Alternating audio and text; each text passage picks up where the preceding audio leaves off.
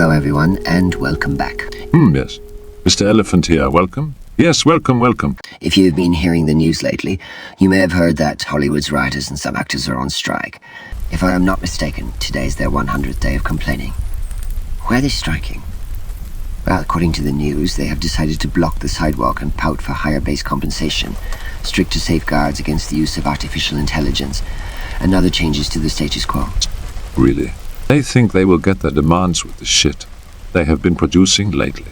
You see, my little man cubs, when you enter the workforce, you must always produce good work, or the customer will not buy the shit you are selling. And when the customer does not buy from your company or business anymore, your boss does not make any money. Which, in turn, means that you don't make any money either. This is called the domino effect. Mr. Elephant, the arrogance of Hollywood is just unimaginable. Thinking that you can go on strike and demand job security and a based high pay for producing an unsellable product is the most arrogantly dumbest shit I have ever heard of. Seriously. Well, they do have such a strong, rich history of being so arrogant. This is why, I say, we must make drugs illegal again. The stupidity that already exists with these asses. It is now further compounded with a substance that does nothing more than slow down the brain and amplify the stupidity. It's just too much. If our audience can remember, as we do, when President Trump ran for the first time, numerous sex major actors and singers from the 70s and 80s, as well as other celebrities that no one gives a shit about, would publicly say that if Trump were to become president, they would leave the country. Celebrities like Neo, Keegan Shalki, Lina Dunham, Bryan Cranston, Snoop Dogg, Raven Simone. Miss Streisand was also looking at the nation of Australia. Samuel Jackson and Eddie Griffin were looking at the continent of Africa. Jackson had specifically said he would go to the nation of South Africa. Chelsea Handler and Amy Schumer would move to Spain. And George Lopez hinted at returning to Mexico. Oh yes, I remember. Many nations were at such a great risk. Hell, even other planets were in extreme danger. As both Cher and Jon Stewart said, they would leave the planet. Poor Uranus. Oh, Mr. Elephant, I've got our elephant rule number 4.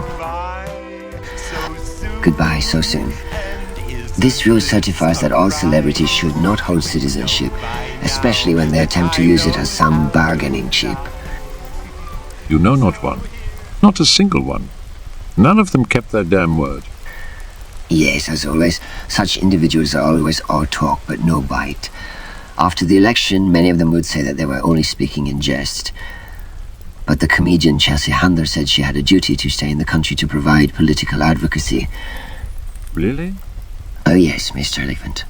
As you know, no one in our country has ever heard of political advocacy or how even to implement it. Is not to give up, because this is so important, and it's easy to say throw in the towel and that we're going to leave, or I'm going to move to Spain, because I want to move to Spain. I really want to move to Spain right now. And everyone in my office is like, you have a responsibility, you have a voice, and you need to use it, and you have to be here. Oh, Mr. Elephant, imagine. Just imagine what would the United States be without such a brave person. And I say that since these individuals saw the nation and their citizenship as something that was just so meaningless that one could just simply change it or use it to threaten the voting populace, I say the next time those fools attempt such an arrogant, narcissistic verbiage act, we, the people, should gladly take action to keep them true and honorable to their word. Oh yes. The only difference is that slight changes will be made regarding their destination, instead of Canada or Spain or any other Western nation. Oh, no. Instead, we will, at free of charge, of course, send you first class to your new home in North Korea, Myanmar, Sudan, Afghanistan, or Bangladesh. Oh yes, that sounds a lot nicer. That's right. You will not be coming back from the nations that I would send you. One, because you will have little to no connection with the United States. And two, I am just going to assume that you will not live past the first year. Where are the armed men who come in to take the protesters away? Where are they? This kind of behavior is never tolerated in Boracua. You shout like that, they put you in jail. Right away. No trial, no nothing. Journalists, we have a special jail for journalists.